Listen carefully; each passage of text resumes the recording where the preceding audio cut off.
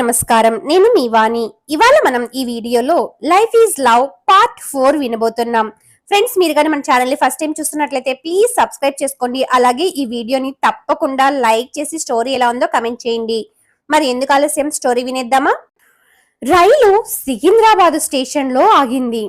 పక్క బోగిలో ఉన్న వాణి దీపక్ బోగిలోకి వచ్చింది. యామిని గాఢ నిద్రలో ఉంది. దీపక్ లేచాడు. ఏమండి, సికింద్రాబాద్ స్టేషన్ మనం దిగాలి అన్నాడు. యామిని ఉలిక్కిపడి లేచింది. దీపక్ను చూసింది. అదే సమయానికి వాణి బోగిలోకి వచ్చింది. దీపక్ మాట, యామిని చర్యను గమనించింది. ముగ్గురు కంపార్ట్మెంట్ నుంచి దిగారు.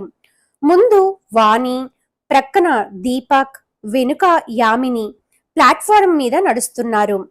దీపక్, ఎవర్రా అమ్మాయి అని మెల్లగా అడిగింది వాణి. రైల్లోనే పరిచయం, విజయవాడలోనే ఎక్కింది. తనకు కింది బర్త్ కావాలని అడిగింది. ఇచ్చాను అని నవ్వుతూ చెప్పాడు దీపక్. దీపక్ వెనుతిరిగి యామిని ముఖంలోకి చూచాడు. ఆ యామిని గారు, వీరు మా అక్కయ్య వాణి, లాయర్. వీరి అత్తగారి ఊరు ఈ ఊరే అని అంటాడు. దాంతో యామిని అలాగా అని అంటుంది. అవునండి అని చెప్పాడు దీపక్. యామిని, మా వాడు మీకు ఏమైనా ఇబ్బంది కలిగించాడా అని నవ్వుతూ అడిగింది Vani. No, he's having high hospitality. చిరునవ్వుతో దీపక్ ముఖంలోకి చూస్తూ చెప్పింది యామిని. ముగ్గురు స్టేషన్ బయటికి వచ్చారు. మీ ఇల్లు ఎక్కడండి? యామినిని అడిగాడు Deepak. Banjara hills road number 6. మాది 17. రండి, ఒకే టాక్సీలో వెళదాం. మిమ్మల్ని మీ ఇంటి దగ్గర దించి నేను మా ఇంటికి వెళతాను అంది వాణి. అమ్మ నా కోసం కారును పంపించారండి. మిమ్మల్ని మీ ఇంటి దగ్గర దించి నేను వెళ్తాను ప్రీతిగా చెప్పింది యామిని. మేము ఆటోలో వెళతాము, మీరు వెళ్ళండి అంది వాణి. ఎందుకండి మీకు శ్రమ అన్నాడు దీపక్ యామిని ముఖంలోకి చూస్తూ.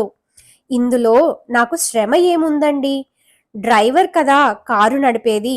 ప్లీజ్ కమ్ ఆప్యాయంగా చెప్పింది యామిని. ముగ్గురు కలిసి కారును సమీపించారు. డ్రైవర్ సూట్ కేసును డిక్కీలో పెట్టాడు. ముందు సీట్లో దీపక్, వెనుక సీట్లో వాణి, యామిని కూర్చున్నారు. డ్రైవర్ కారును స్టార్ట్ చేశాడు.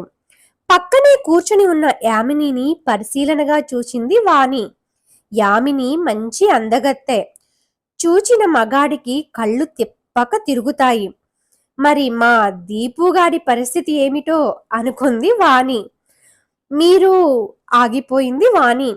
మేము ఓ అదా నాయుళ్ళం, మరి మీరు అని అడగ్గా మేము అదే. సంతోషంగా నవ్వింది వాణి. నాకు మా నాన్నగారికి కులమతాలంటే పట్టింపు లేదు అంది యామిని. మీ నాన్నగారు ఏం చేస్తుంటారు అని అడగ్గా బిజినెస్ అంటుంది. ఏమిటో? Constructions, Yamini constructions company limited. CMD మా నాన్నగారు. అమ్మగారు డాక్టర్, పేరు వసంత. మరి మీరు అని అడగ్గా బీటెక్ ఫైనల్ ఇయర్ చదువుతున్నాను. వాణి ప్రసంగం దీపక్ నచ్చకలేదు. అక్క అని అడగ్గా ఏందిరా, వారి వివరాలు మనకెందుకు? తెలుసుకోవడంలో తప్పులేదుగా సార్ నవ్వుతూ అంది. యామిని క్షణం తర్వాత, మీ ఇరువురు అక్కా తమ్ముళ్ళు నాకు బాగా నచ్చారు. నా నంబర్ నోట్ చేసుకోండి. మరి మీ నంబర్ ఏమిటి దీపక్ గారు అని యామిని చెప్పాడు దీపక్. వాణి ఇరువురి వైపు చూసింది. జోడీ బాగానే ఉంటుంది. అయితే ముందు అమెరికాలో ఉన్న అన్నగారు భాస్కర్ పెండ్లి కావాలిగా అనుకుంది. మీకు సినిమాలంటే ఇష్టమా అడిగింది యామిని. థియేటర్కి వెళ్ళి చూడడం చాలా తక్కువ, టీవీలో చూస్తుంటాను. మీ వారు ఏం చేస్తుంటారు అడిగింది యామిని. మీరు కాబోయే జూనియర్ ఇంజనీరు, వారు ప్రస్తుతం అసిస్టెంట్ ఇంజనీర్ అని నవ్వుతూ చెప్పాడు దీపక్. వాణి గారు, మీరు యామిని మాట పూర్తి చేయకముందే లాయర్ ప్రాక్టీస్ చేస్తున్నారా? సీనియర్ లాయరు ధర్మారావు గారి వద్ద పని నేర్చుకుంటున్నాను అని అంటుంది. ఓ అలాగా, అవును, మీరు నాకు బాగా నచ్చారు యామిని ప్రీతిగా చెప్పింది వాణి. యామిని అందంగా నవ్వుతూ థ్యాంక్ యూ అంది. తరువాత వారి సంభాషణ సినిమాల గురించి సాగింది. కారు వాణి ఇంటిని సమీపించింది. యామిని చెప్పిన చోట డ్రైవర్ కారు ఆపాడు. వాణి, దీపక్లు కారు దిగారు. థ్యాంక్ యూ యామిని, ఏకకంఠంతో చెప్పారు. By once again thank you, అందరూ నవ్వుతూ చెప్పింది యామిని. డ్రైవర్ కార్ స్టార్ట్ చేశాడు. గత జ్ఞాపకాలతో దీపక్కు రాత్రి గడిచే వరకు ప్రశాంతంగా నిద్రపోలేదు. 3 గంటల ప్రాంతంలో ఆలోచనలతో అలసి సొమ్మసిల్లి నిద్రపోయాడు. వారి బస్సు ఉదయం 7 గంటలకు హైదరాబాద్ బంజారా హిల్స్ స్టాప్ కు చేరింది. 6 గంటలకే మేలుకొన్న వాణి దీపక్ను తట్టి లేపింది. దీపక్ తొర్రుపాటుతో కళ్ళు తెరిచాడు. ఇరువురు బస్ దిగారు. ఆటోలో వాణి వారి ఇంటి వద్ద దింపి కూకట్పల్లిలోని తన రూమ్కు వెళ్లిపోయాడు దీపక్. వాణి అత్తవారి ఇంట్లో ప్రవేశించింది. అత్త దుర్గమ్మ గారు వాణిని చూసింది. ఏం వాణి, పోయిన పని ఏమైంది? కాయ పండా? వాణి ముఖంలోకి నిశితంగా చూస్తూ అడిగింది. పండే అత్తయ్య, వినయంగా జవాబు చెప్పింది వాణి. మీ నాన్న వీలునామా వ్రాసి ఇచ్చారా? రిజిస్టర్ కూడా చేసి ఇచ్చారు అని అంటుంది. ఏవి ఆ కాగితాలు అని అడగ్గా సూట్ కేసు తెరిచి వీలునామా కాగితాలున్న కవర్ను వాణి అత్తగారికి అందించింది. నాన్నగారు లాయర్ వారి సమక్షంలో యావదాస్తిని 6 భాగాలుగా చేసి వీలునామా వ్రాయించి ఇచ్చారత్తయ్య. 6 భాగాలా? అవును. అమ్మా నాన్నలతో కలిపి. ఓహో సరే, వెళ్ళి పని చూసుకో. దుర్గా కవర్లోని కాగితాలను బయటికి తీసుకుని చదవసాగింది. వాణి తన గది దగ్గరికి వెళ్లి తలుపును తోసింది. గడియ పెట్టనందున అది తెరుచుకుంది. ఇక లోన ప్రవేశించింది. అదే సమయానికి భర్త నవీన్ రెస్ట్ రూమ్ నుండి బయటకు వచ్చాడు. వాణిని చూసి ఎప్పుడొచ్చావు అని అడగ్గా 10 నిమిషాలయ్యింది. పోయిన పని అని ప్రశ్నార్థకంగా వాణి ముఖంలోకి చూశాడు నవీన్. సానుకూలంగా పత్రాలు అత్తయ్య గారికి ఇచ్చాను. నవీన్ నవ్వుతూ వాణి భుజాలు పట్టుకొని, నాకు తెలుసు కార్యాన్ని సాధించి గాని తిరిగి రావని. తలాడించి అలసటగా ఉంది. నేను 2 గంటలు నిద్రపోతానండి. Please don't disturb. అలాగే అలాగే, రెస్ట్ తీసుకో, ఆనందంగా చెప్పాడు నవీన్. నేను వీలునామా కాగితాలతో రాకుంటే నాకు ఈ ఆదరణ, అభిమానం వీరి నుంచి లభించేదా? అంతా డబ్బు మహిమ అనుకుంది వాణి.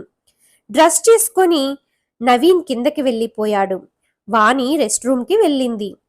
నవీన్ని చూచిన తల్లి దుర్గమ్మ, ఒరేయ్, నా కోడలు గట్టి పిండమేరా, మనం కోరిన దాన్ని సాధించుకొచ్చింది. నవ్వుతూ వీలునామా కాగితాలను నవీన్కు అందించింది. నవీన్ అందుకుని చూడసాగాడు. ఒరేయ్, నేను సాయంత్రం ఫణిని ఇంటికి రమ్మని ఫోన్ చేస్తాను. నీవు త్వరగా ఇంటికి రా, సరేనా? అంది దుర్గమ్మ. అలాగే అమ్మా. టిఫిన్ చేసి నవీన్ ఆఫీస్కు వెళ్ళిపోయాడు. దుర్గమ్మ ఫణికి ఫోన్ చేసి సాయంత్రం ఇంటికి రావాలని చెప్పింది. ఫణి సరే అన్నాడు. రెస్ట్ రూమ్ నుంచి బయటకు వచ్చిన వాణి డ్రెస్ మార్చుకొని పడకపై వాలిపోయింది. ఇప్పట్లో మా అత్త దుర్గమ్మ మా ఇంటి నుంచి వెళ్లేలా లేదు. లాయర్ గారి దగ్గర వారి ఆఫీసులోనే ఎక్కువ సమయం గడపడంలో నాకు శాంతి, వృత్తిరీత్యా అనుభవం సంపాదించుకోవచ్చు. పాపం అమ్మా నాన్నలు నా గురించి ఏమనుకుంటున్నారో. 25 లక్షల కట్నం, 15 లక్షల పెండ్లి ఖర్చులు, నగలు, వస్త్రాలు, ఆడపడుచుల కట్నాల క్రింద మరో 10 లక్షలు ఖర్చు పెట్టి తన వివాహాన్ని నవీన్తో ఎంతో ఘనంగా జరిపించారు. వివాహం అయ్యేంత వరకు ఎంతో వినయం, విధేయత, గౌరవం అమ్మా నాన్నల పట్ల చూపించిన అత్త దుర్గమ్మ వివాహానంతరం ఏం చేస్తాం, అంతా మా కర్మ.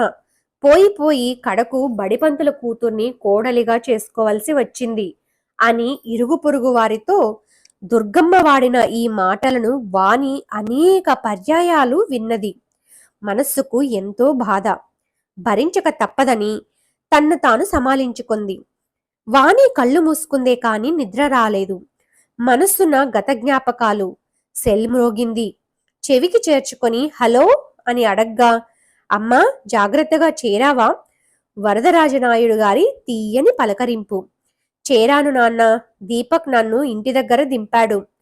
మీ వారు అత్తగారు ఏమన్నారమ్మా? ఏమీ అనలేదు నాన్న, ఆనందించారు. సంతోషం తల్లి, జాగ్రత్త. అమ్మ ఎక్కడ ఉంది నాన్న? నా ప్రక్కనే ఉందమ్మా, ఇదిగో అమ్మకిస్తున్నాను మాట్లాడు అని తల్లి ఫోను అనురాధకు అందించాడు నాయుడు గారు. చిన్నా, అమ్మ నా మీద నీకు కోపమా అని అడగ్గా, నీ మీద నాకు కోపం ఎందుకమ్మా అంటుంది. Thanks for watching. Next episode ని త్వరగా మన ఛానల్లో అప్లోడ్ చేస్తాను. ప్లీజ్ ఈ వీడియోని లైక్ చేసి స్టోరీ ఎలా ఉందో కమెంట్ చేయండి. Thank you.